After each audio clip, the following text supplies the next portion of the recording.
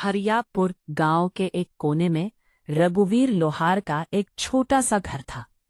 उस दिन सुबह सवेरे चिड़ियों की चहचहाहट के बीच रघुवीर अपने औजार लेकर काम पर निकल रहा था। उसकी आंखों में एक अदृश्य चिंता का साया था। कब तक ऐसा चलेगा रघु? हर रोज सुबह कुछ आस लेकर जाते हो और शाम को निराश होकर लौटते हो। क्या करूं राधा, तू ही बता।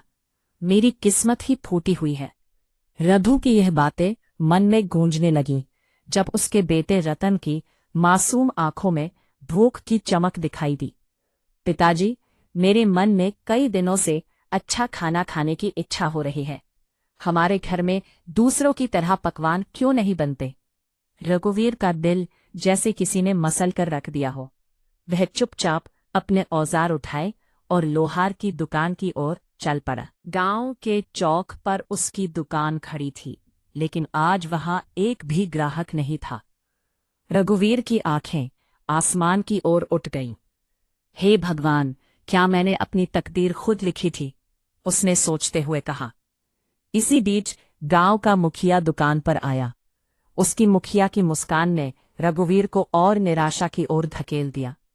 क्या हुआ रघुवीर, तुम आज पहले जैसा क्यों नहीं दिख रहे? मुखिया ने पूछा। मेरा परिवार बहुत बड़ी आर्थिक तंगी में है मुखिया जी, रघुवीर ने सिर झुकाते हुए कहा। मुखिया हंसते हुए चला गया।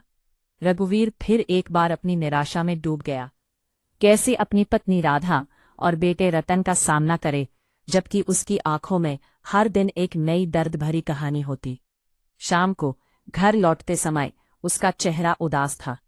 जैसे ही वो घर में दाखिल हुआ, राधा ने उसे देखकर पूछा, अरे कुछ तो कहो। रघुवीर की आंखें भर आईं। अब तो सारे गांव वाले भी मेरी बुरी किस्मत का मजाक उड़ा रहे हैं राधा। अगले दिन राधा ने रघु से कहा, कुछ उधार ले आओ।